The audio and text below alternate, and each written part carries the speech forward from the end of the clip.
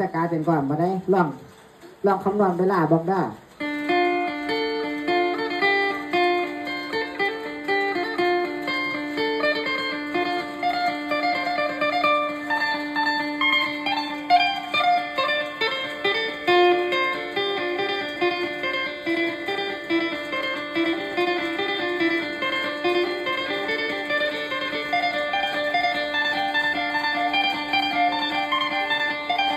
เอาเลยนับหนึ่ง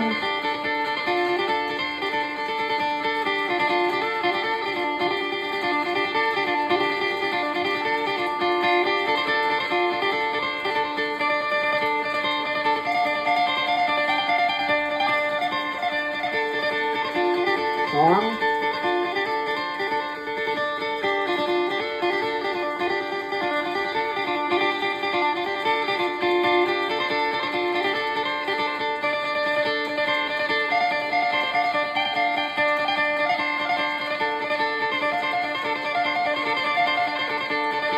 สาม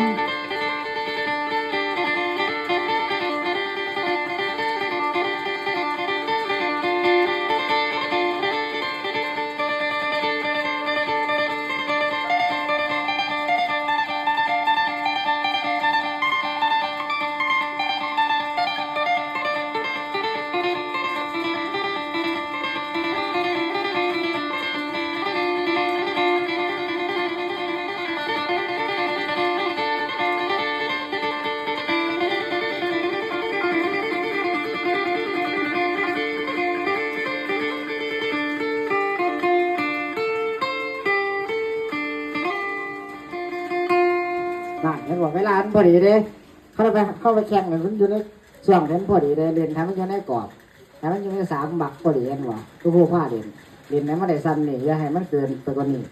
เรียนนั้นไม่ได้อยู่ใน3 บักกลายเป็นกว้างใส่ได้นิดนึงอย่าใส่หลายเดี๋ยวกรรมการไปถามมันแต่ว่าเราไล่วิ่งกลายเป็นก่อนที่ปูป้อหลานดีละถ้าเดินกลายเป็นก่อนหลายเพราะเขาต้องเรียนนี้พอดีถ้าเดินไปกว่านี้ก็น่าเบื่อถ้าสั่นหลายมันก็จะมันกลัวปวดก็จะเขาเด่นบ่เต็มไล่มันก็มาว่าคำควันคำบ่อยด้วยบ่ทื่อเนี่ย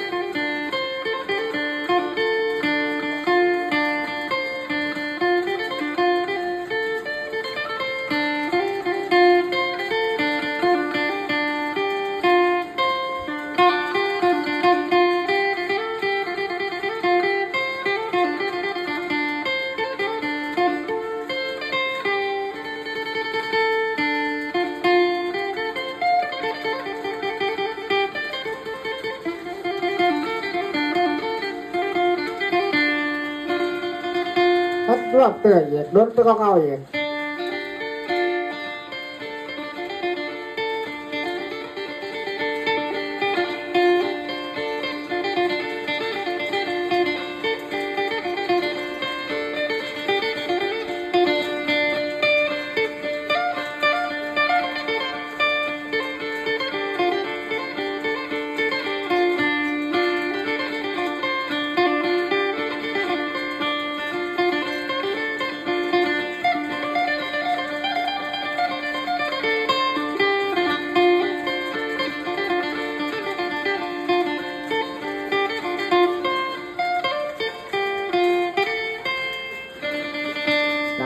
โดนเตียจะได้ปลุกปลาว่ามันสั่นๆนะครับแต่มาเล่นฟันโดนเตยมันก็คือสั่นได้